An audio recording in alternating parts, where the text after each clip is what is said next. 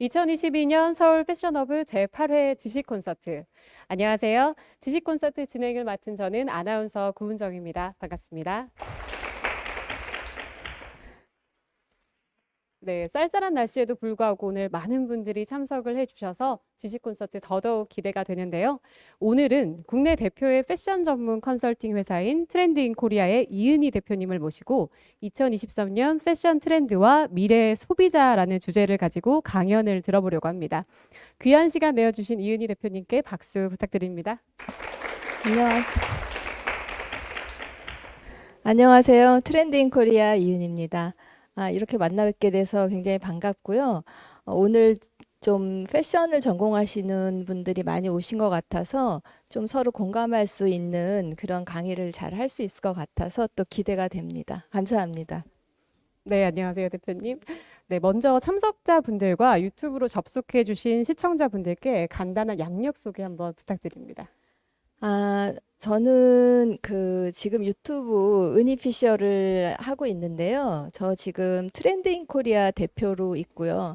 트렌드인 코리아는 2016년부터 이제 시작을 해서 전체적으로 패션 트렌드를 좀 더 분석하고 그걸 가지고 이제 세미나를 하거나 이런 식으로 교육을 하거나 그리고 이제 일선에 계시는 그런 브랜드에서 좀 더 참고할 만한 그런 컨설팅을 같이 하고 있습니다. 그래서 저는 패션에 몸담은 지가 좀 오래됐죠. 그래서 이제 30년 넘게 일을 해서 80년대부터 좀 일을 해와서 전체적으로 이제 패션의 전체적인 실무를 하면서 트렌드에 대한 굉장히 궁금증이 있어서 트렌드 쪽을 전공을 하게 됐어요. 네, 네. 대표님. 오늘 강연 주제가 2023년 패션 트렌드와 미래 소비자라고 들었는데요. 어떤 내용으로 강연이 진행될지 소개 부탁드립니다. 제가 오늘 준비한 거는 저희가 되게 거창하면 거창하다고 하는 트렌드예요. 근데 사실 트렌드가 유행이잖아요. 그래서 항상 내년에 뭐 될까? 지금은 유행인데 그게 언제까지 될까? 하는 궁금증을 계속 갖고들 계시고요. 그리고 저도 역시 해봤지만, 이게 과연 진짜 어디서 이 트렌드가 오는 거지? 이걸 어느 날 갑자기 어떤 트렌드가 어떻게 나오는 거지? 하는 그런 궁금증들이 많았거든요. 그래서 제가 이번에는 트렌드가 어디서 어떻게 분석이 되는 건지 하고 그리고 2022년, 23년, 24년 앞으로 갈 만한 그런 트렌드와 그 트렌드의 가장 중심에 서 있는 소비자들이 어떻게 움직이고 있는지에 대해서 한번 설명을 드리려고 합니다. 네. 네, 대표님의 트렌드를 읽는 시각 굉장히 궁금해지는데요. 오늘 강연 굉장히 유익하고 또 재미난 시간이 될 것 같습니다. 그럼 박수로 강연 들어보도록 할까요? 박수 부탁드립니다. 자, 저도 생방송이 처음이라 굉장히 좀 이제 강연은 했지만 여러분들한테 좀 더 많은 좋은 자료를 드리기 위해서 조금 긴장을 하고 있는데요. 지금 전체적으로 2023년 전체적인 트렌드와 함께 소비자가 어디에서 어떻게 움직이고 그리고 전체적으로 이 트렌드는 어디에서 왔는지에 대한 거를 좀 더 설명드리겠습니다. 자, 먼저 우리가 트렌드를 보는 시각이라고 하면 전체적인 과거에는 어떤 흐름이 있었는지, 그리고 현재는 무엇이 가장 중요한지, 그리고 또 미래에는 어떤 영향을 주기 때문에 이 트렌드가 중요하게 나오는지에 대한 것들을 좀 연구를 해볼 필요가 있습니다. 저희가 직접적으로 연구한다라는 건 굉장히 좀 쉽지 않은 일이죠. 물론 직접적으로 서칭을 하거나 연구를 하는 부분도 있지만 이제 외부에서 나오는 데이터라든지 그걸 가지고 분석한 여러 가지들을 좀 저희가 분석을 해서 그걸 갖고 이제 큐레이션을 하는 방식들을 많이 하고 있습니다. 그래서 이게 우리나라에 어떤 영향을 미치는구나 이런 부분에 있어서는 정말 우리한테 굉장히 직접적으로 영향을 미치겠다 이런 부분과 함께 이제 트렌드를 분석하고 있습니다. 그래서 제가 처음에 과거에서 이제 시작되는 부분은 역시 여기에 잘 안 보이실 수 있는데 지금 이제 과거의 역사나 전통, 문화 이런 것들이 기반이 돼요. 그래서 저희가 60년대 뭐가 유행했었나, 70년대에는 거기에서 어떠한 아이콘들이 전체적으로 이 사회에 트렌드에 영향을 주었나 하는 것들을 좀 더 스터디하고 알 필요가 있는 거죠. 그래서 우리가 트렌드를 하거나 패션에서 뭐 컬렉션을 해서 쇼를 하거나 이것은 뭐 60년대 아이콘에서 영향을 받았습니다. 어디에서 이거에 대한 뭐 오마주를 했습니다 하는 얘기들 많이 하잖아요. 그래서 패션에 있어서는 이 과거의 모든 자료와 모든 것들이 하나의 도서관이라고 할 수가 있어요. 그래서 그 시대에 왜 그 영화가 나왔나, 그리고 거기에서 그 영화에서 입은 주인공이 어떤 루킹을 입었나, 그것이 그 시대를 가장 잘 표현해 주는 거거든요. 그러다 보니까 거기에 과거에서는 우리가 모든 것에서 다 인스피레이션을, 영감을 받을 수 있는 기본이 됩니다. 그래서 그런 거에 맞춰서 실질적으로 과거에서 저도 30년 동안 패션을 하고 30년 동안 뭐 트렌드를 굉장히 많이 패션에 관해서 접해왔지만 한 번도 레트로, 빈티지 그 트렌드가 빠진 적이 없어요. 올해는 60년대, 내년에는 60년대 후반, 그 다음에 또 빈티지의 70년대 이렇게 돼서 전반적인 트렌드가 그 전체적인 레트로나 빈티지나 과거의 그 어떤 역사적인 문화적인 배경에서 다 오기 때문에 그런 부분이 가장 중요한 영향을 미칩니다. 그래서 지금 우리가 여러분들이 또 공부하고 스터디하고 영향을 많이 주는 부분들은 영화, 음악, 또 과거의 그런 다양한 문화들을 좀 더 보시면 이해가 더 빠를 것 같고요. 저희도 역시 거기에서 많은 그 영감을 받기도 하고요. 자, 그리고 그 다음에 현재에는 뭐가 제일 하냐면 지금 현재에는 제일 중요한 거는 바로 그 여러분들이에요. 소비자. 그러니까 소비자가 이렇게 큰 영향력을 주는 트렌드는 없었습니다. 지금까지. 왜냐? 그 전에 소비자는 사실 누군지 몰랐어요. 백화점에서 판매하는 분만 소비자를 직접 만났고, 우리가 지금 여러분들은 플랫폼 시대에 살고 있기 때문에 이 플랫폼에서 뭐가 베스트로 잘 팔리는구나, 이런 사람들이 지금 베스트셀러로 올라서 이런 디자이너들이 이런 컬렉션을 발표했거나 하는 것들을 굉장히 평평한 플랫폼에서 다 보실 수 있잖아요. 그런데 과거에는 정말 저 소비자가 30대라는데 우리 옷을 왜 샀나, 그리고 누가 샀나, 소비자에 대한 것들을 직접적으로 알 수가 없었어요.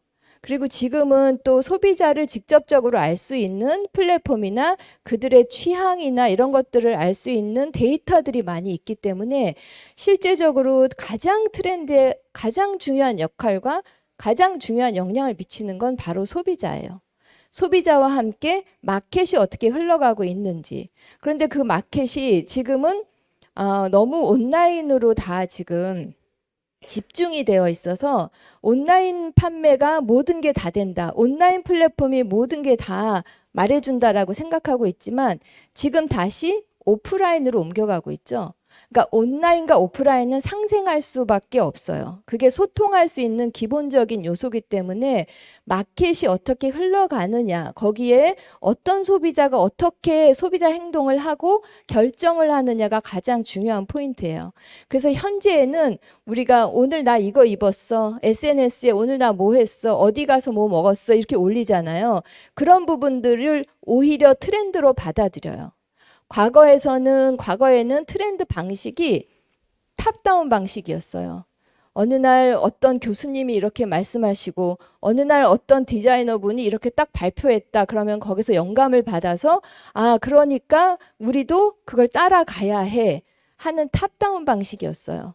그런데 지금은 버텀업 방식이에요. 바닥에서, 시장에서, 마켓에서, 소비자 취향에서 끌고 오죠. 아무리 트렌드가 가장 중요한 유행 포인트라고 하지만 트렌드는 왜 있나요? 우리 패션 하시는 분들 트렌드는 결국은 팔기 위해 있는 거예요. 그렇죠? 자, 비즈니스를 하고 이것을 상품을 파는 데 있어서 가장 중요하게 내년에 트렌드가 뭘까? 물론 나의 컨셉도 중요하지만 저희가 그걸 상품화해서 잘 팔아야지, 소비자에게 잘 인정을 받아야지 그 다음에 스텝이 가능하잖아요. 그렇기 때문에 트렌드가 어디에 붙어 있냐? 이 땅바닥에 붙어 있어요. 소비자에 붙어 있어요. 그런데 과거에는 패션쇼에 나오면 저걸 어떻게 입지? 저런 어떻게 머리에 뭐 바나나 달고 뭐 여기다 신발 깨고 뭐 이러한 옷들을 과연 어떻게 입을까 하는 게 과거의 그 패션 위크였어요. 그런데 90년대에 실용주의, 미니멀주의가 나오면서 거기에 이제 대표적인 디자이너를 프라다로 볼 수가 있죠. 어느 날 갑자기 런웨이에 그냥 티셔츠에 노멀한 팬츠를 입고 런웨이 컬렉션을 걷는 거예요. 그런데 다들 충격이었죠. 아니 이게 오뚜꾸뚜루도 아니고 이거 그 뿌레따포르테도 아니고 도대체 이게 무슨 컬렉션이지? 패션쇼가 이래도 되나? 하는 그 가장 그 포인트가 90년대였어요. 그리고 리얼리즘을 얘기한 프라다였어요. 자, 그러다 보니 그게 여러 가지의 이 사이클을 거쳐서 지금 우리는 어디에 있냐? 현장에 있어요. 그래서 현장에 모든 트렌드가 있다고 보시면 돼요. 그래서 지금의 기이한 현상은 생산자들보다 소비자가 더 빠르다는 거. 소비자가 더 트렌드 일선에 있다는 거. 그래서 오히려 생산자가 소비자의 트렌드를 알기 위해서 훨씬 더 노력하고 그들한테 플랫폼을 던져서 그들이 어떤 취향을 몰고 오는지를 분석하고 그렇게 하고 있습니다. 그래서 현재는 모든 트렌드가 SNS와 또 그걸 갖고 분석을 할 수 있는 알고리즘으로 여러분들의 소비나 소비 패턴 그리고 마켓이 가장 중요하게 영향을 미칩니다. 자, 그러면 미래에는 어떤 게 가장 영향을 미칠까요? 아마 저도 뒤에서 설명드리겠지만 뭐 MZ세대 뭐 언제부터 MZ세대를 이렇게 얘기했나? 언제부터 X세대, Y세대 뭐 이렇게 베이비 부머 세대별로 취향을 얘기했을 때 거기에 가장 중요한 바닥에는 무엇이 있냐? 인구학적인 구조가 있습니다. 그래서 베이비 부머 세대들이 밀레니얼 세대를 낳았어요. 그런데 베이비 부머, 저희 세대죠. 베이비 부머 같은 경우는 생각보다 굉장히 좋은 조건에서 돈을 벌었습니다. 그래서 지금 베이비 부머 세대들이 자산이 많아요. 그런데 그걸 누가 물려받냐? 밀레니얼 세대들이 물려받아요. 그리고 X세대, 베이비 부머 세대 다음에 X세대가 오는데 그 X세대가 누구를 낳았죠? 지금 젠지들을 많이 낳고 있어요. 우리가 G세대라고 하는. 그래서 그들이 지금 사회의 중심이 되는 구조학적으로 그 시대가 됐기 때문에 그들이 뭐가 관심 있지? 그들이 과연 돈 버는 거는 어떻게 벌어서 그것들을 자생할 수 있지? 하는 게 가장 큰 관심이에요. 왜? 그게 소비 트렌드의 중심이 되니까. 그래서 미래의 트렌드를 예측할 때는 저는 굉장히 인구학적인 구조가 굉장히 중요하고 또 하나는 기술적인 진화가 중요하다고 생각합니다. 저희가 이렇게 새롭게 저희가 정말 그 닷컴 버블 때 정말 컴퓨터가 핸드폰 한 개로 된다고? 이런 생각들을 굉장히 많이 했어요. 그런데 거기에 맞춰서 정말 그런 세상이 스텝 바이 스텝 오고 있었어요. 그래서 우리가 생각했던 것보다 훨씬 더 확장력을 굉장히 넓게 가져갔어요. 그래서 저는 전체적으로 과거와 현재와 미래를 보면서 트렌드를 읽어내는데 물론 제가 그걸 해서 다 읽어내는 건 아니죠. 다양하게 뭐 데이터나 리포트나 뭐 연구 자료 같은 걸 보고서 하는데 지금 그랬을 때 저는 솔직히 제가 여기에 키워드의 결론은 예측은 다 맞았어요.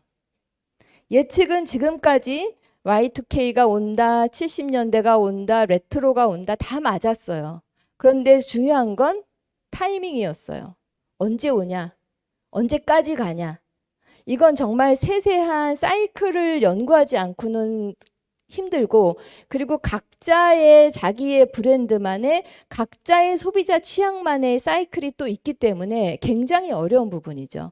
그래서 저는 예측은 다 맞았는데 타이밍은 다 달랐어요. 뭐 틀렸다고 할 수는 없고 다 달랐어요. 그렇지만 상상력은 부족했어요. 트렌드에 있어서.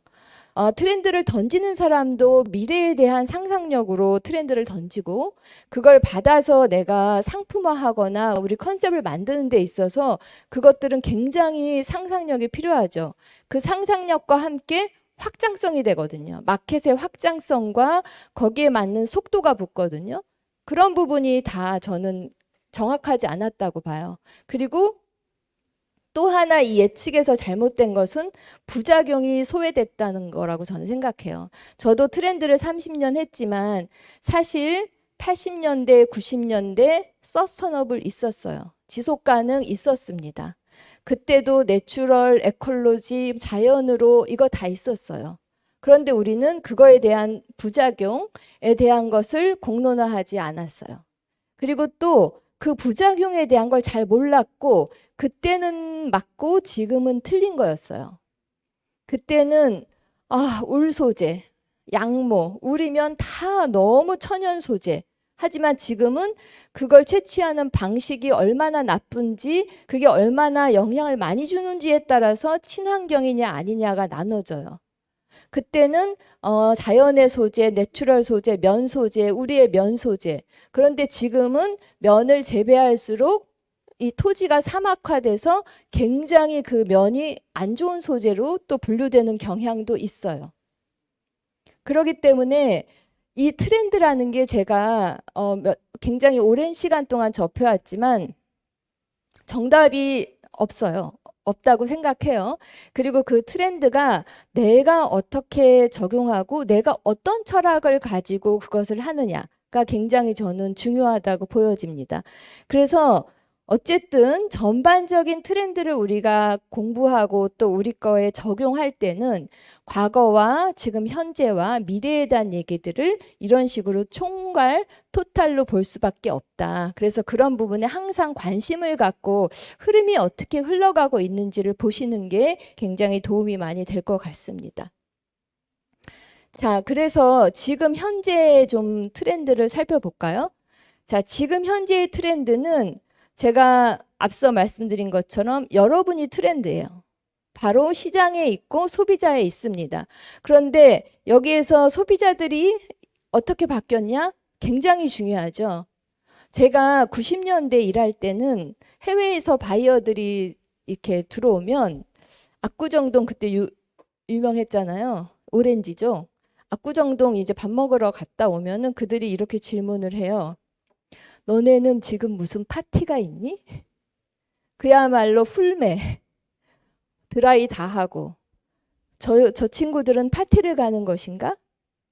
아니, 학생인데? 그때 트렌드였어요. 그때 트렌드. 그런데 지금은 굉장히 내추럴, 놈코어, 노말, 데일리 이런 게 트렌드잖아요. 그때는 패셔너블 하다 하면 머리끝부터 발끝까지 꾸며야 됐어요. 근데 그게 전체적으로 여러분들 소비 그 타겟이 바뀌면서 여러분이 편한 대로, 또 우리는 코로나를 겪었기 때문에 거기에 맞는 새로운 패션이 새롭게 트렌드가 창출되는 거더라고요. 자, 그래서 지금 이러한 이분들이, 그리고 우리가 한 10년 전, 20년 전만 해도 저희 그 전체 소비자들의 로망은 뭐였냐면 대기업, 그리고 공무원, 공사, 평생 직장. 이게 10년 전까지만 해도 중요한 트렌드였어요. 10년 전에 어떤 그 굉장히 저명한 분의 말씀이 한국의 미래가 별로 안 보인다. 왜 그러냐? 젊은이들이 다 공무원과 공사 시험 공부를 하고 있다. 그런데 창의력은 어디로 갔느냐? 라고 할 정도로 그때는 내가 어떻게라도 평생 직장에서 연금을 받고 잘 먹고 잘 사는 그런 가장 중요한 그런 트렌드였습니다. 근데 지금은 직업이 뭐세요? 라고 물어보면 실례라고 할 정도로 엔잡러가 많아요. 아침에는 뭐 하고 필라테스 강사하고 낮에는 컴퓨터에서 뭐 개발하고 저녁 때는 뭐 대리운전이나 이런 것도 하고 중간에 카페에서 알바도 하고.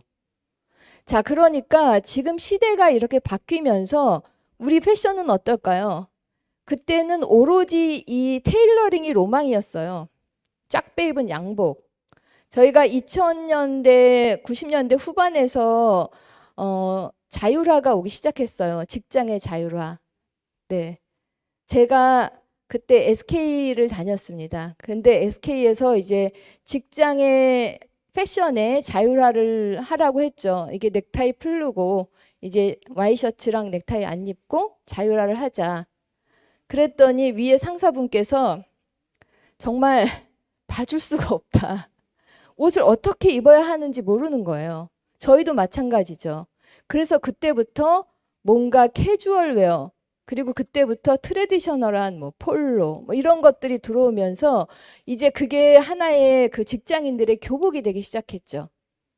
그래서 그러한 시절을 다 거쳐서 지금은 어떻게 일이 굉장히 자유로워요.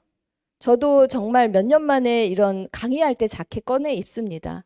자켓이 트렌드기도 했죠. 근데 왜 그 자켓이 트렌디였냐면 직장에 나가서 정말 딱 각 잡고 일하는 게 로망인 영세대들이 있어요. 내가 이렇게 정말 이렇게 위아래 수트를 입고 출근룩이지만 전체 더 내가 패셔너블하게 입을 수 있는 그런 트렌드의 로망이 있었어요. 그게 반영돼서 테일러링과 자켓이 나온 거예요. 또한 그 소재도 그 옛날에 양복점에서 짠 것 같은 굉장히 단단하고 핸드메이드에 굉장히 고급스럽고 가치 있는 원단, 그런 소재에 대한 로망이 있어서 이런 트렌드가 나오는 거예요.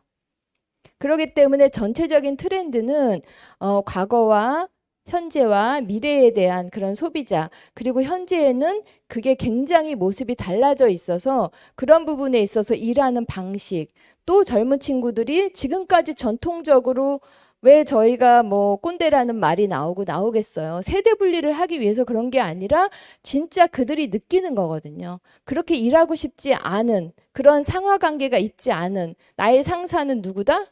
유튜버. 그래서 거기서 배우고 공부하는 그런 시스템이 된 거거든요. 그렇기 때문에 그런 환경에서 모든 이 트렌드, 패션 이런 것들이 변하고 있다는 것이 여기서 가장 중요한 포인트입니다.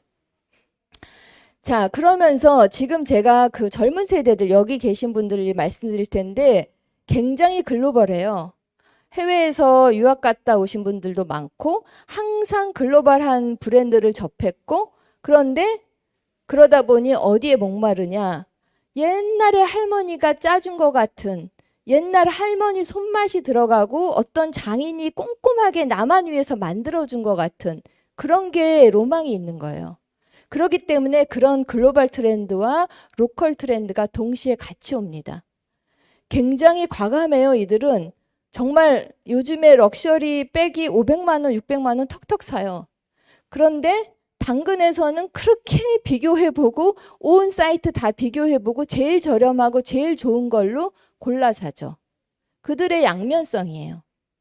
그렇기 때문에 우리가 트렌드를 얘기하거나 예측할 때 그런 부분을 다 하나하나 다 찝어서 얘기하면서 사이클을 다 만들 수가 없기 때문에 이제는 이것들이 다 어떻게 됐다? 파편화됩니다. 다 조각조각화돼요.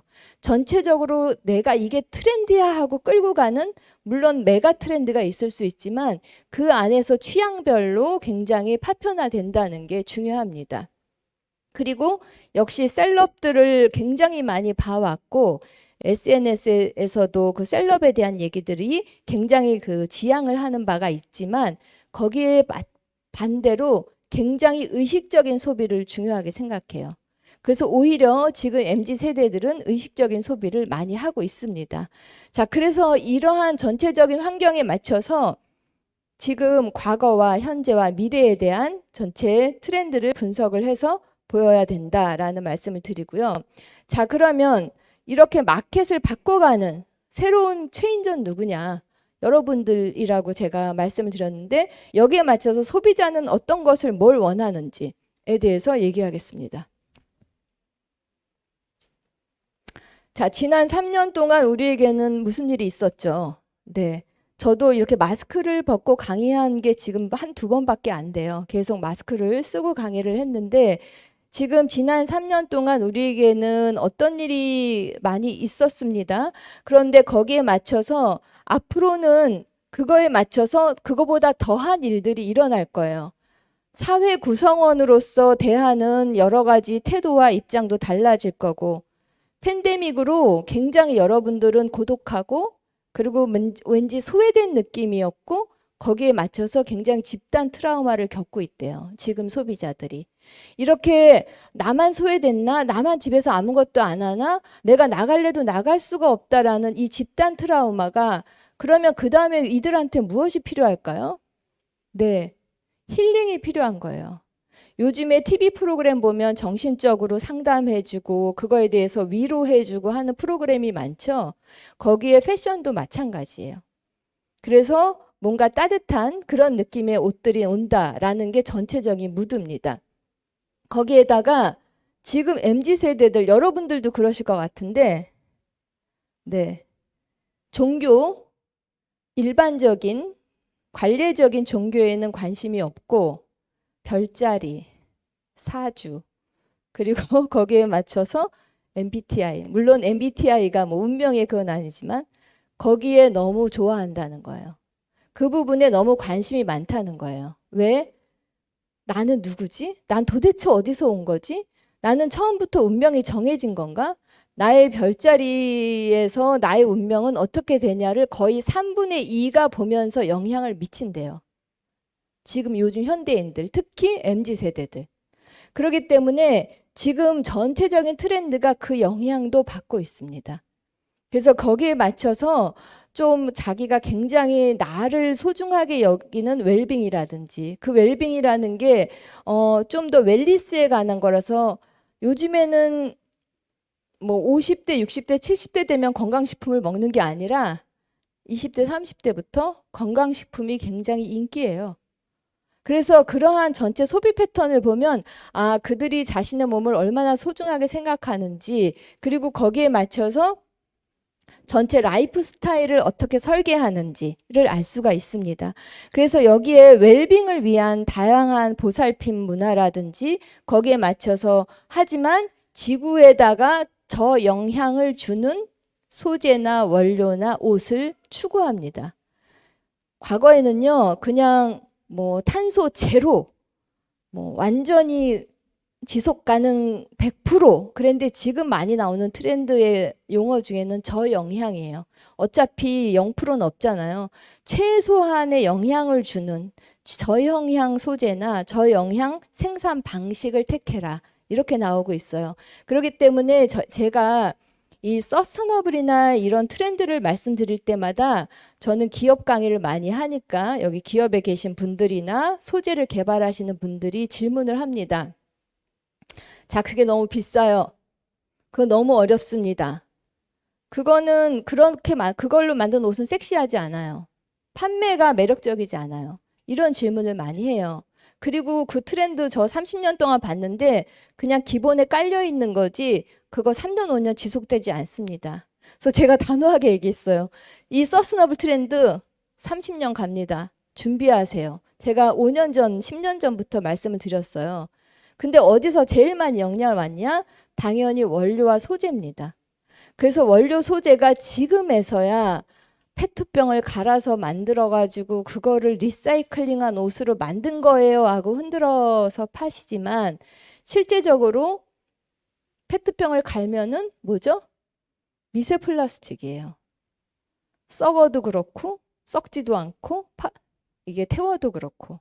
그래서 지금은 100% 생분해가 되는 시간을 좀 더 들이더라도 내가 버렸을 때 그게 그냥 자연으로 돌아가는 저희가 80년대, 90년대의 내추럴 에콜로지 소재의 기본은 뭐였냐면 자연에서 왔느냐였어요. 이게 자연에서 왔니? 이게 정말 내추럴이야? 이건 폴리 아니고 이건 합성이 아니고 내추럴이야. 자연에서 왔어. 근데 지금은 뭐냐? 자연에서 갈 수 있니? 자연으로 갈 수 있나 이 소재가? 이 원료가 내가 버렸을 때 다시 바나나 껍데기 썩는 것처럼 썩을 수 있냐? 그리고 얼마나 짧은 시간에 그럴 수 있냐? 이게 굉장히 중요한 트렌드예요. 그런데 그런 트렌드에 맞춰서 소재나 원료를 개발하려면 얼마나 많은 노력과 돈이 필요할까요? 자금이. 그런데 우리는 그걸 별로 준비를 옛날부터 못했어요. 그런데 놀랍게도 해외는 그런 걸 준비해서 포도 껍데기로 가죽을 만들거나 파인애플 껍데기 껍질로 그러한 직물 그 원단을 에코 가죽이라고 만들고 있어요. 우리는 그냥 PVC로 만든 걸 에코 가죽, 동물 가죽 아닌 건 에코 가죽이라고 하죠. 그런 거부터 지금 개념이 다 잘못되어 있는 거예요. 그러다 보니 지금 자꾸 그 서스테너블의 격차가 커지고 있어요. 물론 더 비쌉니다. 물론 그 왜 이거 재활용인데 왜 비싸? 이거 다시 그 안 쓰는 걸로 만들었다며 이런 얘기들을 하시는데 그 과정이 굉장히 복잡하고 아직 시스템화되어 있지 않아서 좀 더 비싸요. 그런데 그래도 나는 사겠다는 소비자 거기에 30% 정도 가격은 비싸도 나는 지구에 저영향 주는 거를 사겠다는 의식 있는 소비자들이 50% 이상 늘어나고 있어요. MZ 세대들한테. 그렇기 때문에 그건 뭐냐? 그게 트렌드예요. 그럼 그렇게 가야 되는 거거든요. 왜냐하면 왜 내 옷이 완벽하게 지속 가능하지 않으면 버림받을 거니까. 그렇기 때문에 이런 부분들이 새로운 포스트 팬데믹 이후에 새로운 트렌드로 떠오르고 있습니다. 자, 그러면 이 소비자들은 누굴까요? 자, 미래의 소비자. 호모 코로나쿠스. 이게 코로나를 겪은 세대와 겪지 않은 세대. 그래서 저는 포스트 코로나쿠스라고 이름을 붙였는데요. 여기에서 가장 중요한 이 소비자의 가장 중요한 그 포인트는 뭐냐? 찐 관계만 남았다는 거예요. 찐 관계. 정말 코로나 전에는 다 만나고 다 대응하고 그랬지만 지금은 뭐 여러 가지 커뮤니티나 또 거기에 맞는 뭐 글로벌한 친구들이나 있지만 정말 나를 알아주고 정말 팬데믹에도 만날 수 있는 찐 관계들만 남았다는 거죠. 그래서 인간관계가 다시 형성이 된다는 겁니다. 그렇기 때문에 우리는 이 미래의 소비자가 정말 이 취향을 존중하는 커뮤니티에서만 활성이 되기 때문에 가족보다도 더 그 좋은 관계를 유지하고 있기 때문에 이 포스트 코로나쿠스가 진짜 어떤 식의 커뮤니티를 갖고 있냐, 그들이 뭘 중요시하냐가 가장 중요합니다. 자, 그래서 우리는 젠지 세대 다음을 알파 세대라고 하네요.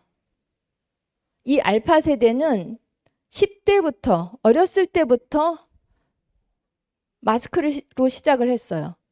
학교를 못 갔어요. 그래서 이들의 가장 중요한 특징이 아주 어린 세대부터 코로나를 경험하고 격리를 했기 때문에 라이프 스타일이 전체적으로 봉쇄가 되면서 가장 양면적인 세대라고 하네요. 자, 여러분들 아마 우리가 뭐 이런 얘기를 해서 그렇긴 하지만 뉴스 같은 데 볼 때 깜짝깜짝 놀라는 사건이 많아요. 거기에서 굉장히 정말 노멀하고 준수한 누가 이러한 사건을 저질렀다. 그러니까 물론 그게 일면적인 예가 될 수는 없지만 그런 식으로 해서 제가 아까 취향이 다 파편화가 됐다는 것처럼 이들이 굉장히 양면 세대가 되기 때문에 사회에서 나를 표현하는 SNS에서 나를 표현하는 나와 내가 정말 가족 뒤에서 내 뒤에서 하는 나가 정말 다르다는 거죠. 그렇기 때문에 그들의 소비 방식이 어떤지 그들이 앞으로 어떤 생각과 라이프 스타일을 가져가는지가 트렌드에 굉장히 중요한 영향을 미친다는 겁니다. 그래서 우리는 쿼런틴 해가지고 쿼런틴하고 틴즈를 해서 쿼런틴 세대라고들도 얘기를 많이 한대요. 이게 그 알파 세대들에 대한 지금 10대들에 대한 얘기들이 굉장히 많이 나오고 있고 그리고 젠지 세대들을 볼 수가 있는데 이 젠지 세대들 같은 경우는 제가 여기에 그 패션 마켓의 소비자이면서 생산자가 된다. 그가, 그 젠지가. 네, 그럼 뭐냐? 전체적으로 개인 비즈니스 할 수 있는 사람들이라는 거예요. 저희 때는요, 아니, 불과 한 10년, 20년 전만 해도 이런 플랫폼이 없었어요. 내가 가서 월세를 내고 가게를 계약해야 팔았어요. 내가 어디 가서 디자인을 해서 다 쫓아다니면서 돈을 내고, 물론 지금도 그렇게 하죠. 생산을 하고 거기에다가 부동산 가서 월세를 계약하고 매장을 열고 전화를 돌려서 고객님들 오세요 해야지 장사를 할 수 있었어요. 그렇지 않으면 백화점에 들어가서 그 높으신 바이어분을 만나서 여기를 좀 어떻게 들어가게 해주십시오 해서 들어가야지만 뭐가 운영이 됐어요. 근데 지금 너무나 평평한 플랫폼이 있잖아요. 너무나 많은, 내가 그냥 도메인 하나 하면 오픈할 수 있잖아요. 그렇기 때문에 이들은 그걸 경험한 세대라서 자기 창업이 굉장히 빠릅니다. 그리고 앞서 얘기한 것처럼 대기업에 들어가서 층층시야 일을 하기 싫고, 일을 해봐야 시간 낭비, 배우는 건 없고, 내가 스스로 뛰어서 이걸 먼저 경험하는 게 나의 가장 중요한 가치다라고 생각하는 세대들이에요. 그렇기 때문에 이들은 소비자이면서 곧 생산자입니다. 그리고 생산자가 되면서 개인 비즈니스의 오너가 되는 거예요. 자, 뭐 말이 쉽죠. 굉장히 힘든 일입니다. 오너라는 것은. 그런데 거기에 맞춰서 그들은 어떻게 형성을 하느냐. 과거에는요. 자켓이 잘 팔릴 것 같다. 패션을 예를 들어서 그러면 자켓을 생산합니다. 어떻게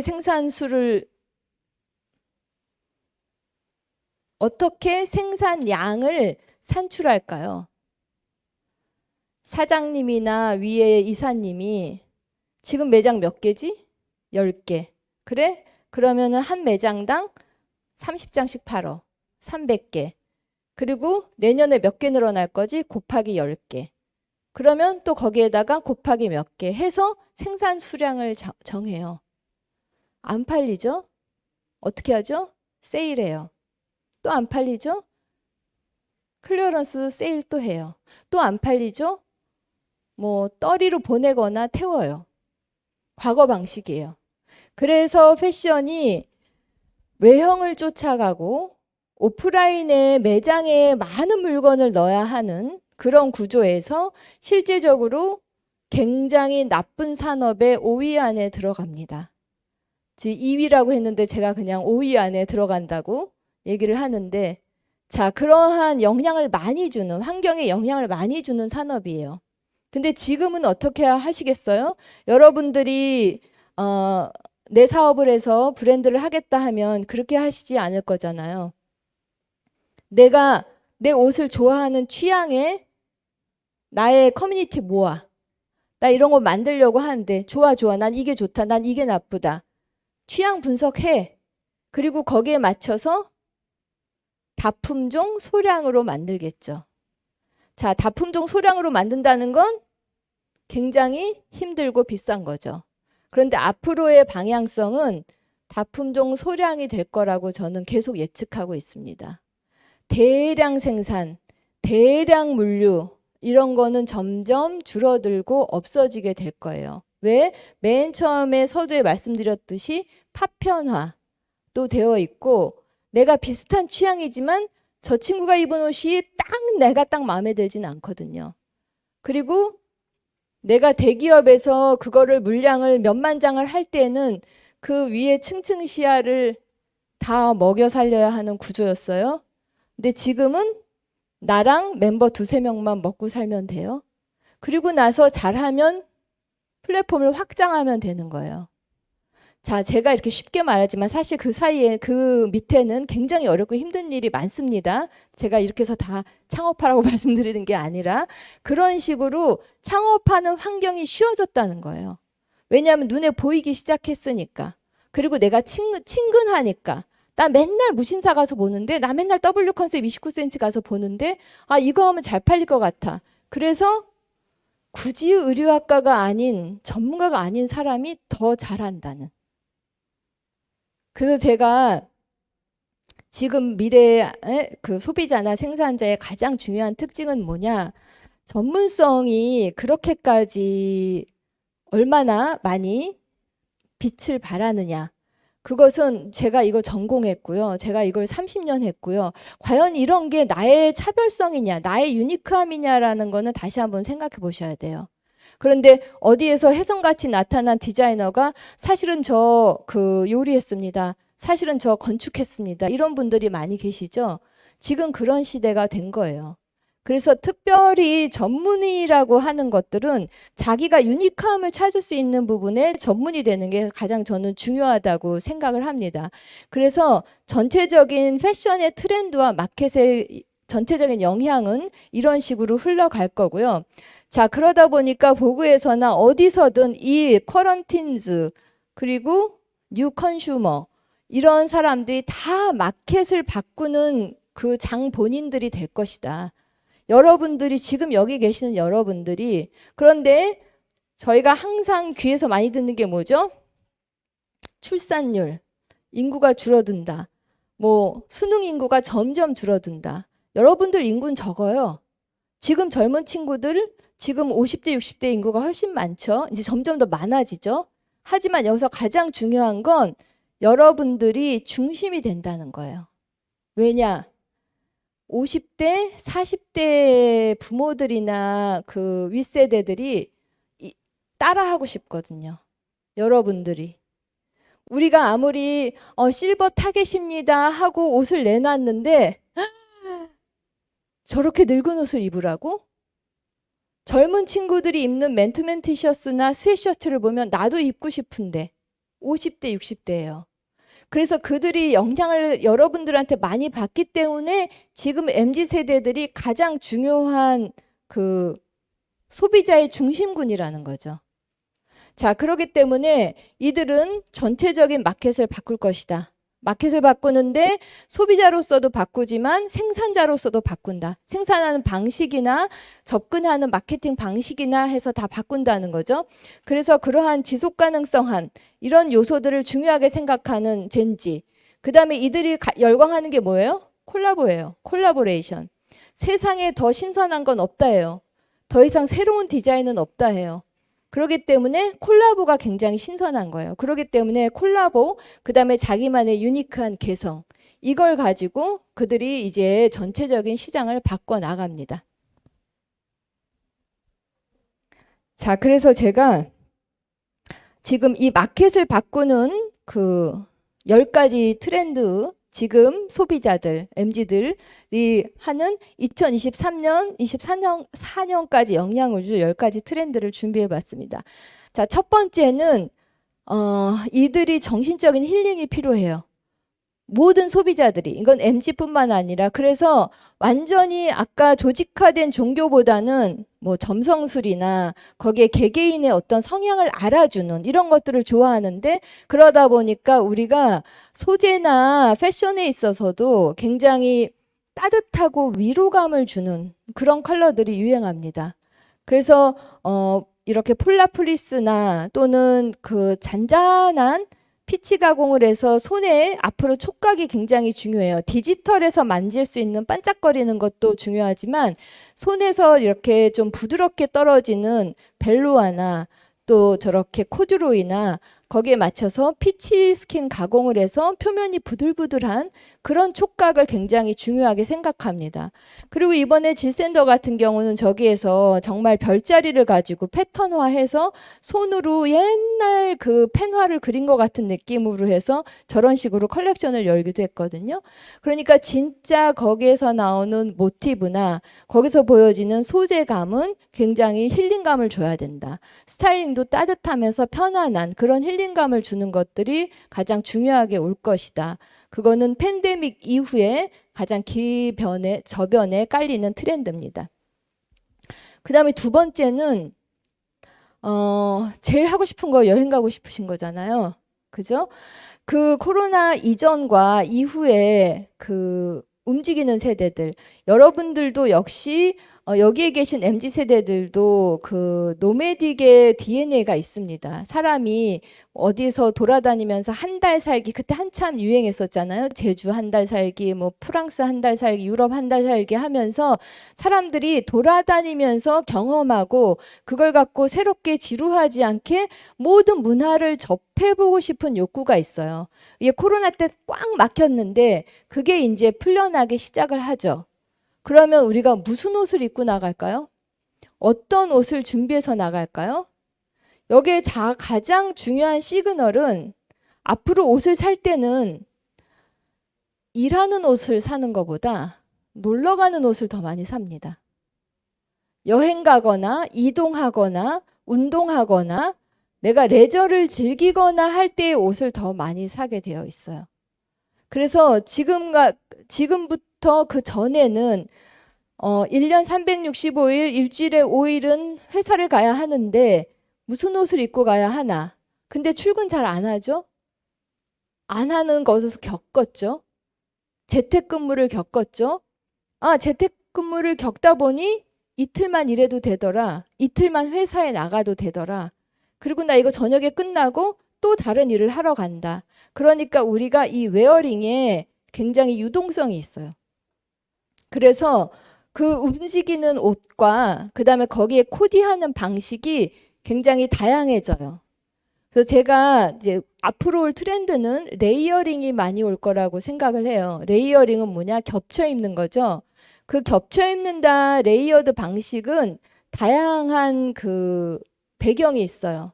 하나는 날씨예요. 지금 겨울 너무 안 춥잖아요. 자, 그런데 또 아우터를 너무 입고 싶은데 털이 유행이라서 너무 입고 싶은데 입지를 못해요. 안 추우니까. 그런데 속에가 심지어 반팔을 입었어요. 그러니까 이걸 어떻게 겹쳐 입어요. 이건 굉장히 중요한 시그널이에요. 그러니까 뭐가 없죠? 시즌이 없어요. 겨울에는 두꺼운 옷을 입어야 되고 여름에는 야들야들 비치는 옷, 여름에 야들야들 비치는 옷 얼마나 춥습니까? 에어컨에. 자, 그래서 그런 개념이 없어져요. 그리고 우리가 돌아다녀야 돼요. 어떨 때는 조금 추운 지방에 가야 되고 어떨 때는 기차 타고 그 옆에 놀러 가야 되는데 갔더니 덥고. 그러니까 이 원단, 소재에서 기능을 해주는 게 좋아요. 비 올 때는 훅 쓰면 비 안 맞을 수 있고 거기에다가 운동하면 이 섬유가 숨 쉴 수 있고 내가 추울 때 더울 때 하나 더 입으면 하나 그냥 끼워 입으면 다 해결되고 그래서 다기능성의 옷들이 앞으로는 될 거라고 예측을 합니다. 그래서 소비자들이 움직이는 거에 따라서 옷의 변화가 있는데 무겁고 굉장히 뭐 그러한 옷들보다는 가벼우면서 환경에 적응형 옷이라고 합니다. 환경에 적응형 스타일로 간다라는 게 전체적인 트렌드라서 거기에다가 그러면 트래블웨어, 우리가 여행할 때 입는 옷, 과연 10년 전, 15년 전에 저희 여행이나 출장 가면 다 뭐 입었죠? 저희 말고 저희 윗세대들이랑 뭐 입는지 모르시죠? 아웃도어 입으셨어요. 등산복 입고 오셨어요. 단체로 프랑스 여행, 뭐 유럽 여행 이럴 때. 근데 그 아웃도어가 어떻게 더 파편화됐죠? 액티브 웨어도 되고 완전히 익스트림한 운동하는 옷도 되고 레저 옷을 즐기는 캠핑 옷을 즐기는 이렇게 다양해지죠. 그렇기 때문에 거기에 맞춰서 그 트래블웨어에 대한 시각이 달라집니다. 내가 이거 입고 비행기 탈 수 있나? 나 이거 입고 비행기 바로 내려가지고 호텔 안 가고 바로 거기 어디 유적지 갈 텐데 갈 수 있나? 그래서 그런 유동적인 옷에 다양한 이용도가 있는 그런 옷들이 중요하게 나올 거라고 예측을 하고 있고요. 그러다 보니까 이제 전체적으로 그 여행이나 거기에 플러스 웰빙, 웰리스가 굉장히 중요하게 보여지고 있습니다. 자, 그래서 이번에 뭐 미우미우나 이런 데도 발표한 거 보면 굉장히 그 지중해로 가고 싶은 그리고 거기에서 여행을 가고 싶은데 굉장히 그 소재나 이런 게 업그레이드 됐어요. 이게 완전히 아웃도어 스포츠웨어네 그게 아니라 그 코디 방식이 굉장히 꾸뚜루해졌어요.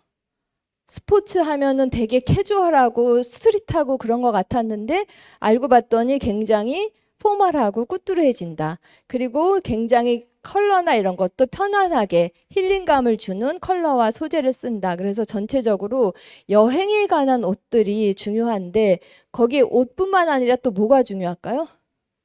소품, 용품이 굉장히 중요해지죠. 그래서 그런 아이템들이 굉장히 중요하게 나오고 있습니다. 그 다음에 세 번째는 제가 말씀드린 것처럼 이제 기상이 굉장히 변화가 빠르니까 거기에 맞춰서 적응형, 아까 제가 레이어링, 모듈형 이런 얘기들을 했는데 그러다 보니까 여러 개를 겹쳐 입어요. 여러 개를 겹쳐 입다 보니까 디자인이 어떻게 해야 되죠? 심플해야 돼요.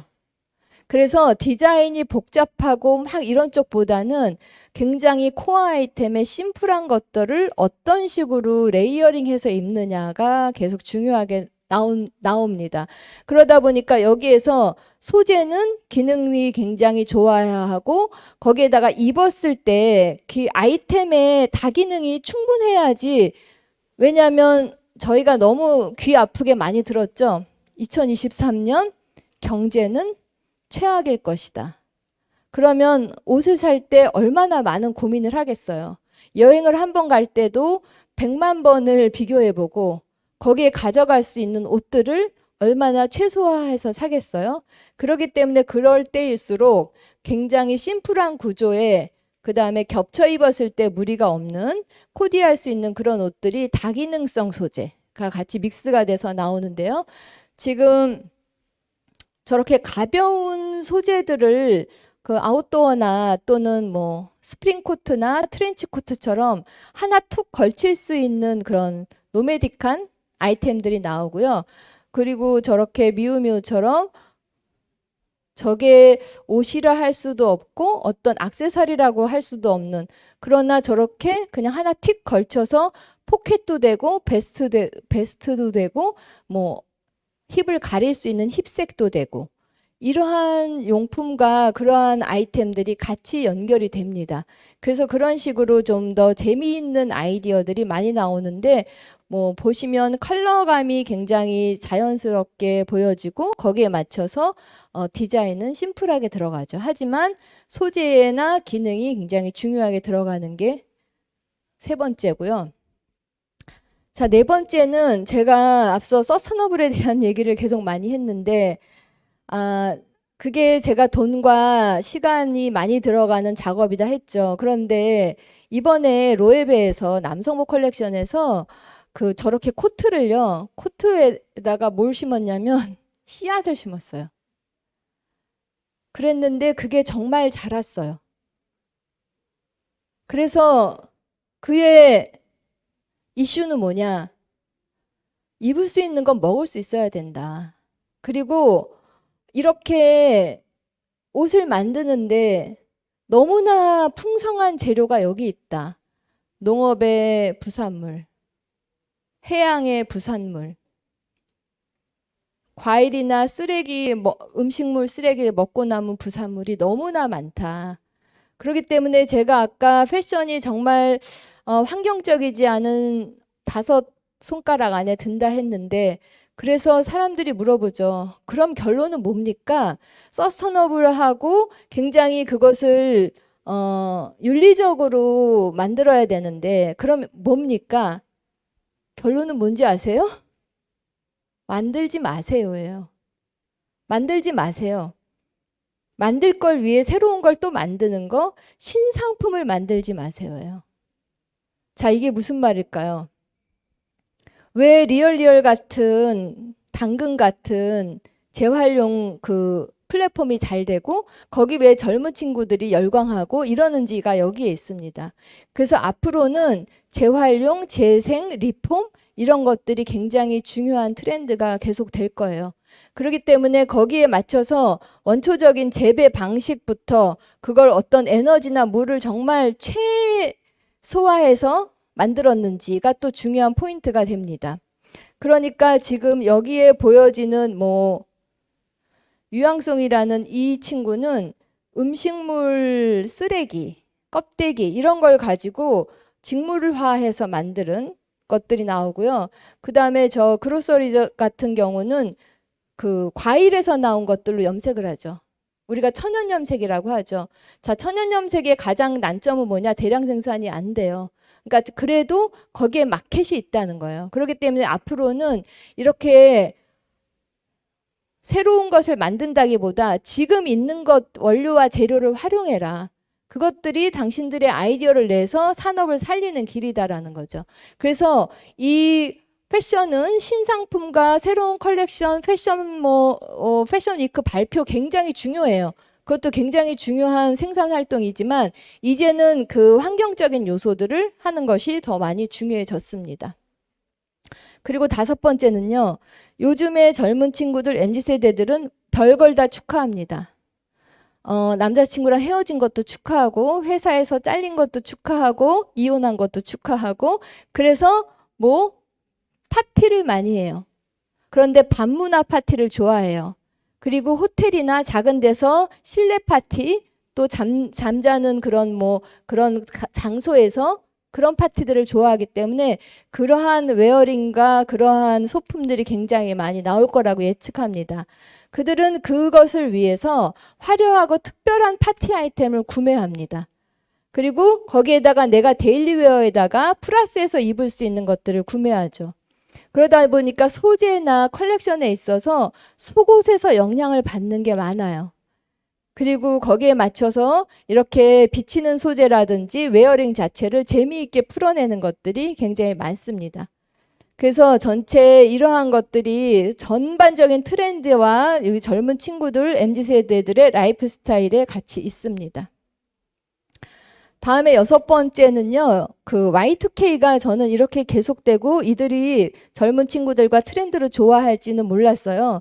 근데 90년대 어떤 아이콘들이 리바이벌 되면서 하드코어나 그런지 스타일들 이게 지금 여러분들과 MZ세대들의 약간 반항 심리 같은 것들이 많이 되어 있어서 지금 저항적인 요소들이 굉장히 많이들 보인다고 합니다. 자, 그게 패션으로 나오니까 이런 식으로 굉장히 하드코어적이면서 메탈이라든지 이런 그 90년대, 80년대 그런 데카당스한 느낌들이 다시 나옵니다. 그래서 이런 식으로 다시 리폼을 한 느낌이지만 거기에 맞춰서 굉장히 화려하고 반항적인 요소로 보여지고 있습니다. 다음은 일곱 번째는 이제 모든 선입견이 깨져요. 여러분들 지금 클래식에 대한 새로운 오마주와 그 다음에 리바이벌한 그런 어떤 리폼 아이템 이런 것에 굉장히 열광을 하고 거기에 맞춰서 젠더도 없고 제가 뉴 시즌이 없다고 한 거예요. 지금 오른쪽에는 보테가 베네타 23년 SS 컬렉션이고 지금 왼쪽에는 22년 FW 컬렉션이에요. 뭐 거의 같은 안에 제가 지난 트렌드 세미나 때 우리가 아저씨들이 입었던 러닝 셔츠라는 탑을 이렇게 중요하게 입고 있어요. 그런데 웨어링 자체는 얼굴을 가리면 남자인지 여자인지 모르겠어요. 지금 앞으로는 젠더가 없어집니다. 취향별로 사는 거지 이게 남성복입니다, 여성복입니다가 없어지기 때문에 그러한 이슈들을 여기서 이렇게 얘기를 해주고 있어서 지금 주요한 디자이너들은 남성복과 여성복의 경계가 없어지면서 속옷과 아우터의 경계도 없어집니다. 지금 보시는 것처럼 아웃도어 같은 데다가 블라우스 같은 얇은 천을 거쳐 입었어? 이런 식의 개념들이 없어지는 거예요. 그러다 보니까 전체적인 아까 제가 시즌이 없어서 중요하고 레이어링이 중요하고 이것에 나온 기반이 굉장히 중요하다고 한 게 여기에 있는 거죠. 다음에 여덟 번째는 빈트로. 그냥 영원한 가치를 가지고 있는 타임리스한 그런 클래식 거기서 보여진 거를 약간 현대적으로 리터치한 요즘에 뭐 건물을 리폼하거나 이런 것도 그런 식으로 많이 나오는데 헤리티지를 내향적으로 갖고 있으면서 그것을 좀 90년대 느낌과 뭐 이런 백투스쿨 이런 느낌들을 다 깔고 있으면서 현대적으로 재해석한 것들을 좋아해요. 그러다 보니까 뭐 과거에 정말 스코틀랜드에서 온 체크를 빈티지하게 활용한다거나 또 옛날에 코티지의 그 오두막에서 나온 꽃무늬 같은 것들을 콜라보해서 쓴다거나 빈티지 샵하고 같이 콜라보를 해서 컬렉션을 연다거나 이런 요소들이 젊은 친구들과 MZ 세대들한테 굉장히 좋은 향수를 불러일으킵니다. 그래서 거기에 맞춰서 과거에 굉장히 그 밸류가 있어 보이는 그 가치가 변하지 않을 것 같은 것을 새롭게 가지고 와서 콜라보하는 이러한 성향들도 계속돼서 보여질 거라고 예측하고 있습니다. 그 다음에 9번째는 가상현실이죠. 지금 뭐 디지털 NFT화가 되고 거기에 맞춰서 뭐 3D가 돼서 뭐 이것을 당장이라도 메타버스로 활용할 것 같이 얘기들을 많이 하는데 제가 아까 미래의 구조에 있어서는 인구학적 구조와 거기에 맞는 기술의 발달이 굉장히 중요하다고 했는데 그러다 보니까 이들이 게임인지 이게 지금 현실인지 패션인지의 그 혼돈 상황이에요. 그래서 그런 식의 어떤 화려한 SNS에서 자랑할 만한 그런 디지털 컬러들이 나옵니다. 물론 지금 제가 앞서서 말씀드린 힐링에 가까운 굉장히 코어 컬러들도 많이 나오지만 액센트 컬러들이 굉장히 세게 나와요. 디지털화돼서 나오는 거죠. 그렇기 때문에 저렇게 디지털 패턴화가 됐다든지 거기에 맞춰서 조금 더 굉장히 입체감 있게 옷을 표현해서 파티하고 디지털을 같이 할 수 있는 이런 식의 조건들이 굉장히 많이 나와요. 그래서 이런 부분들을 SNS나 또는 메타버스화 하기 위한 트렌드까지 같이 제시가 됩니다. 그리고 이들은 디지털 세대이기 때문에 굉장히 이것에 대해서 선입견도 없고 굉장히 잘 받아들이는 경향이 있습니다. 자, 마지막으로 10번째는 지금 디지털 세대의 새로운 감성, 아까 말씀드린 손맛이에요. 핸드크래프트적인 요소를 어디서 찾냐면 방방곡곡 크래프트 장인들이 무엇을 했는지에서 찾아내요. 물론 뭐 어디 지역의 아프리카에 어디에 가서 그들의 손맛으로 짠 것 같은 그래서 뭐 보테가 베네타라든지 뭐 이런 그 로에베라든지 이런 데서 얘기를 하는 스토리를 전달하는 그런 크래프트 요소들이 굉장히 사랑을 받고 있는 게 또 그 이유죠. 그래서 나만의 아이템들을 위한 새로운 것들이 나오기 때문에 저렇게 하나를 더 나만의 모티브를 가지고 리폼을 하거나 어떤 장인의 그런 기법을 활용해서 패브릭이나 옷을 만드는 포인트를 쓰거나 이런 것들이 굉장히 중요하게 보여집니다. 그래서 제가 앞서서는 전체적인 소비자와 트렌드가 어떻게 움직이는지에 대해서 설명을 드렸고요. 좀 긴 시간이었는데 그리고 뒷부분에서는 그러한 소비자 트렌드가 어떤 영향을 받아서 이런 아이템들이 나오는지에 대해서 설명을 드렸습니다. 그래서 앞으로는 뉴 노멀도 아닌 넥스트 노멀이 굉장히 중요해요. 우리가 아무도 모르는 우리만의 규범, 그 지금까지 해왔던 게 아닌 새로운 넥스트 노멀은 과연 무엇인가는 우리가 결정하는 게 굉장히 중요하고요. 아까 된 그 파편화된 여러 가지 그 성향에서 일단 포스트 코로나 쿠스가 어떻게 움직이는지 그리고 그들이 소비의 중심이 될 거기 때문에 그 부분들을 어떻게 우리가 취향으로 다시 큐레이션 할 건지가 중요하고요.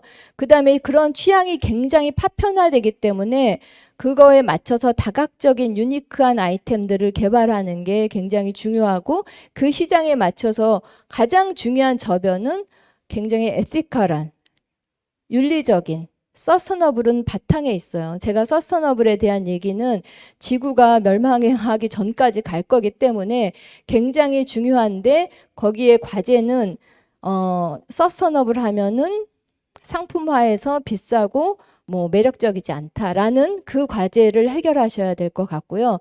이렇게 돼서 전체적으로 이제 2023년, 4년에 이제 전체 소비자의 역량과 그 다음에 여기에서 맺히는 전체적인 트렌드, 매칭이 되는 트렌드에 대해서 설명을 했습니다. 자, 그러면 제가 이것으로 전체적인 강의를 마치겠습니다. 감사합니다. 네, 트렌드인 코리아 이은희 대표님의 강연 잘 들었습니다. 대표님께 다시 한번 뜨거운 박수 부탁드립니다. 네, 패션 트렌드를 이 인문학 또는 또 사회과학과 연관지어서 생각해 볼 수 있어서 정말로 흥미로웠던 시간이었는데요. 다음은 질의응답 순서가 있는데 질의응답에 앞서서 5분 정도 휴식 시간을 갖도록 하겠습니다. 네, 트렌드인 코리아 이은희 대표님의 강연 잘 들으셨나요? 네, 강연이 진행되는 동안 궁금한 점도 많으셨을 텐데요. 간단하게 Q&A 시간 가지도록 하겠습니다. 유튜브로 생방송을 듣고 계신 분들은 채팅창에 질문 남겨주시고요. 현장 참여자분들은 손을 들어주시면 마이크를 전달해 드리도록 하겠습니다. 질문 있으십니까? 네, 저기 마이크 넘겨드리겠습니다. 저는 패션 업계에 계속 종사를 하고 지금 이제 관리자로 있는데요. 항상 그 어릴 때부터 트렌드를 많이 쫓아서 따라하기도 했어요. 근데 이제 항상 그 트렌드의 중심에 서 계시니까 대표님께서 지금까지 만났던 사람 중에서 가장 트렌디하다, 멋지다라고 생각되는 사람이 있으셨을까요? 네, 굉장히 어려운 질문이네요. 저는 사실 좀 이렇게 여러분들을 보거나 강의를 갈 때도 아니, 뭐 하시는 분인데 저렇게 멋지게 입으셨나 하는 분들을 굉장히 많이 보거든요. 근데 뭐 콕 집어서 누가 제일 트렌드 하더라 이런 거는 사실 좀 죄송하지만 좀 요즘스럽지 않은 것 같고 저는 제일 본인의 스타일을 잘 자기만의 그 특성을 살려서 잘 입으신 분들이랑 그리고 자기만의 아이콘을 좀 잘 유지하시는 분들 보면은 굉장히 좀 트렌디하시다라는 생각을 하고 있고요. 뭐 특별하게 뭐 트렌디한 옷을 입었다, 뭐 트렌디한데 좀 입었다고 해서 그 부분이 정말 멋있고 트렌디하다 한 거보다 좀 저는 그렇게 느낄 때마다 좀 지금 여기 오신 분들도 사실 깜짝 놀랐어요. 패션 쪽에 공부하시는 분들인지는 딱 알 정도로 굉장히 요즘 트렌디한 옷은 다 입으셨는데 또 역시 스타일링을 자체를 굉장히 잘하셔가지고 저는 역시 요즘의 소비자들은 확실히 다르다라는 생각을 했습니다. 네. 알겠습니다. 네, 저 역시도 굉장히 궁금했던 부분이었는데요. 트렌디해지기 위해서 어떻게 해야 되는지 좀 더 생각해 볼 수 있는 그런 답변이었습니다. 또 질문 있으신 분 손 들어주시기 바랍니다. 네, 안녕하세요. 트렌드라는 개념이 일시적인 것 같다라는 생각에 회의적으로 바라봤던 적이 많은데 그거에 대해서 대표님은 어떻게 생각하시는지, 그렇게 생각하신 적이 있었는지 궁금합니다. 네, 저는 트렌드를 사실은 제가 80년대에 여러분들 혹시 기억하실지 모르겠지만 논노라는 회사를 다녔습니다. 그때 당시 논노라는 회사를 여러분 혹시 아실까 모르겠네요. 논노라는 그 브랜드는 우리나라에서 그때 당시 굉장히 트렌드를 이끄는 회사였어요. 그리고 그 오너분들이 좀 굉장히 선진적인 사고를 갖고 계셔서 그때 당시 저희는 일본에서 정말 선진 브랜드들이 와서 교육을 많이 해주셨어요.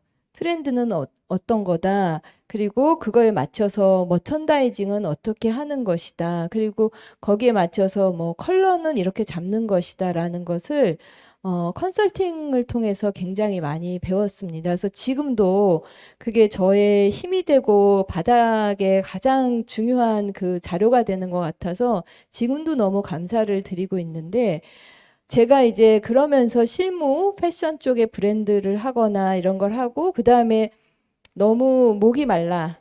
이거 진짜 트렌드가 어디서 오지? 내가 이 옷을 만들면 이게 정말 사람들이 이거를 소비자들이 샀을 때 트렌드라고 생각하나? 이런 게 너무 궁금하고 그런 부분이 너무 목이 말랐어요. 그래서 이제부터 나는 트렌드를 한번 해봐야겠다 하고 그때 제가 90년대 이제 트렌드를 공부하는 부서로 옮겨가서 트렌드를 하기 시작했습니다. 근데 하면서 너무너무 갈등이 심한 거죠. 트렌드나 이런 분석 부서나 이런 데들은 아시겠지만 직접적인 생산에 영향을 주는 부서가 아니에요. 그래서 항상 찬밥입니다. 연봉도 조금 받고 디자이너들, 디렉터님들 이런 분들 막 연봉 많이 받고 막 여기저기 스카우트 될 때 저는 항상 이렇게 입이 나와 있었죠. 왜 우리의 밸류는 이렇게 안 쳐주나 이렇게 생각했죠. 그리고 저희가 트렌드를 제시했을 때도 또 실무에서 받아들일 때 그건 트렌드니까 우린 달라. 우리 소비자는 그렇지 않아.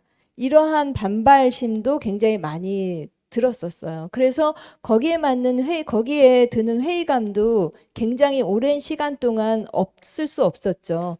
하지만 제가 생각했을 때 제가 아까 예측은 다 맞았고 타이밍은 다 달랐다 이렇게 말씀드리잖아요. 그게 타이밍이거든요. 그러니까 이게 지금 저는 항상 오늘은 좀 간단하게 설명을 드렸지만 자, 내년부터는 팬츠가 점점 더 길어지면서 더 많이 팔립니다. 저는 이렇게 꼭 집어서 얘기를 하거든요.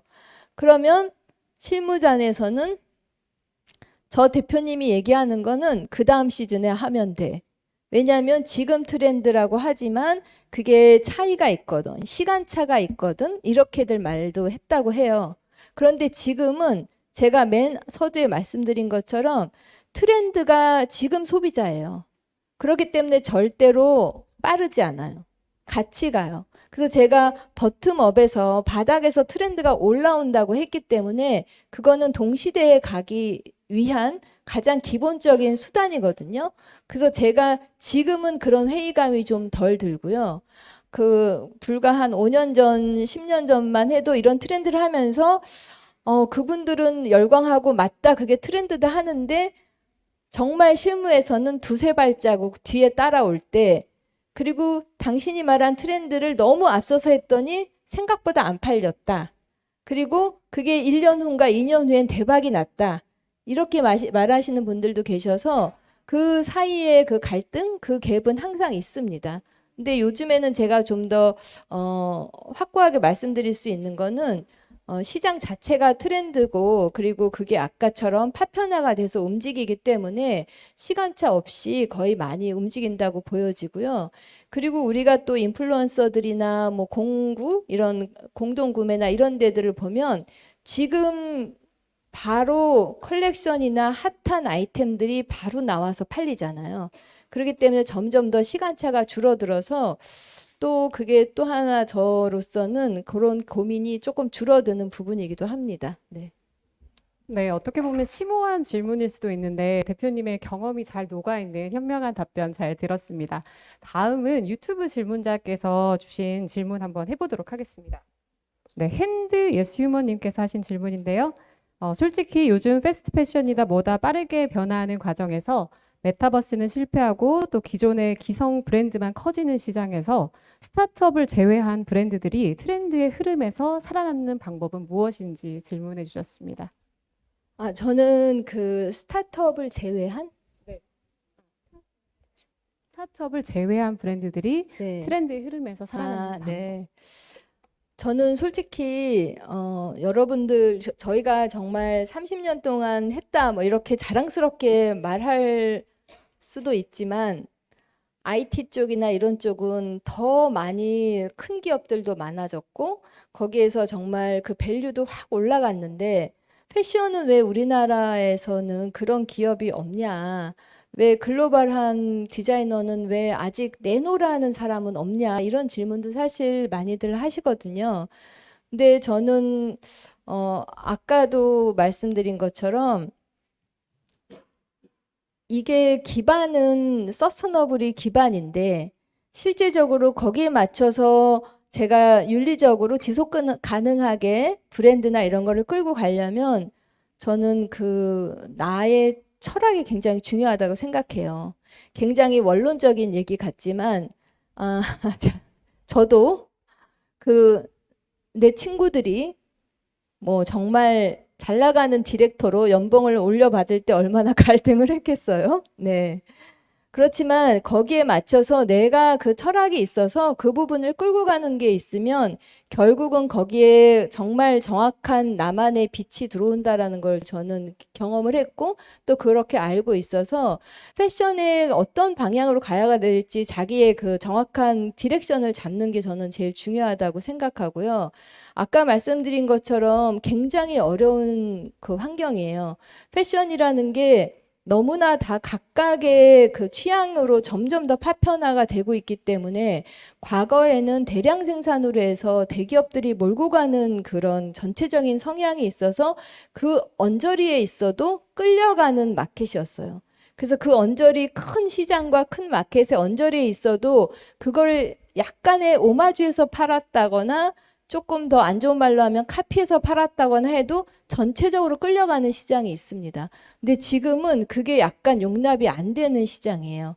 그렇기 때문에 내가 아이디어를 내서 어떤 한 아이템을 가져가더라도 나만의 아이템을 가지고 그것을 내 철학을 갖고 주장해서 가는 게 저는 굉장히 중요하다고 생각을 하고요.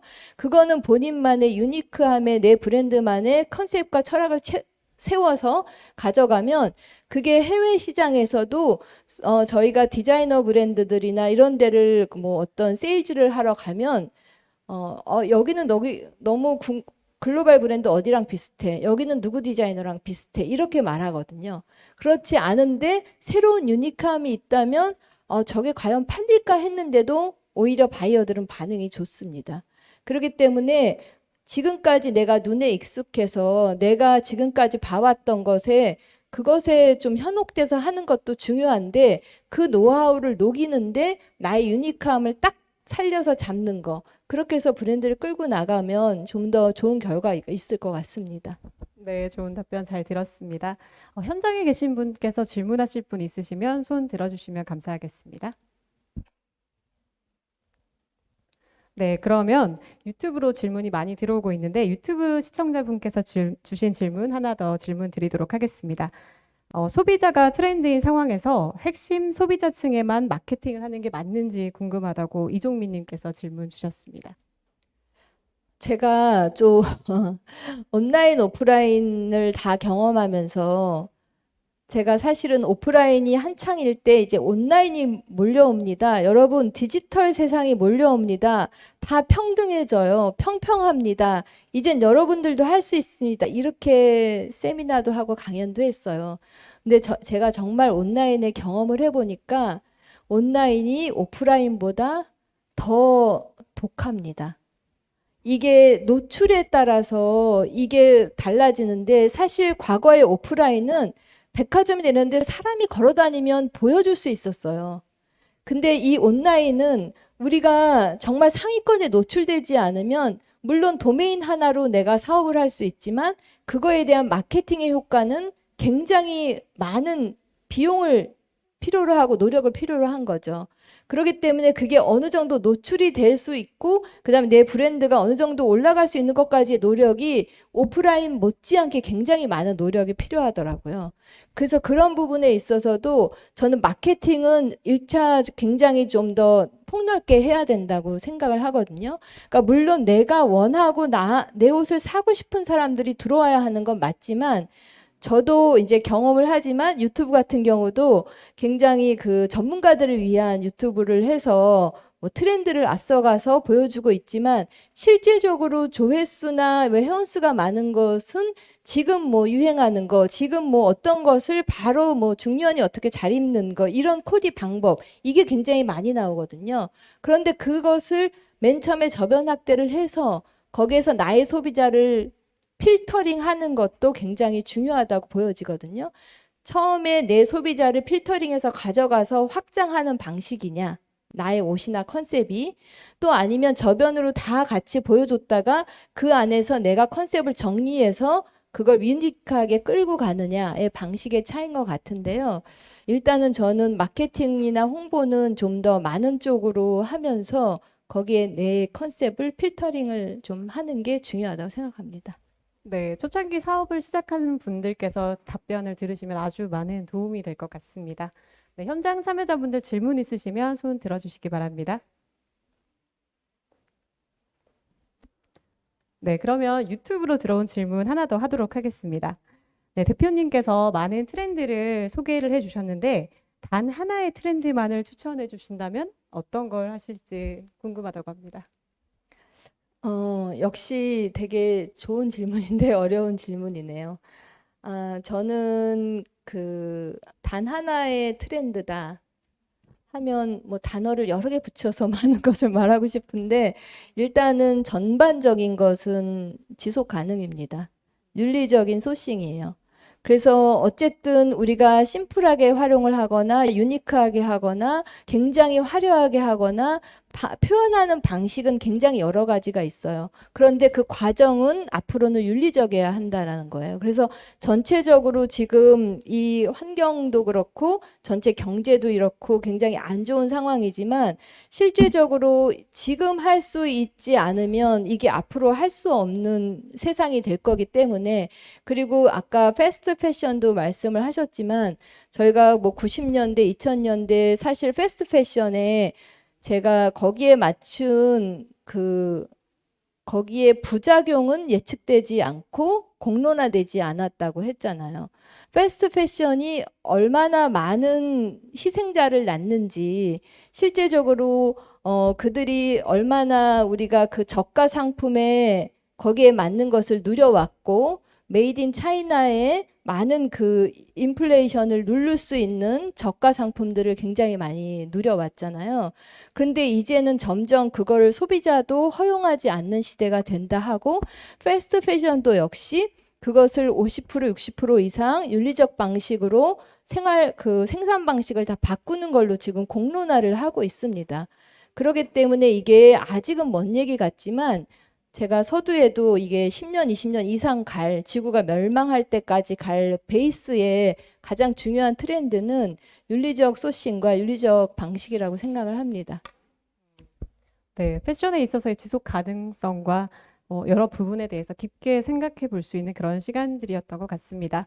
네, 질문은 아쉽지만 여기까지만 받도록 하겠고요. 지금까지 트렌드인 코리아 이은희 대표님과 함께했습니다. 바쁘신 가운데 귀한 시간 내주신 모든 분들께 감사드립니다. 서울 패션 허브 8번째 지식 콘서트는 여기까지입니다. 함께해 주신 여러분 고맙습니다.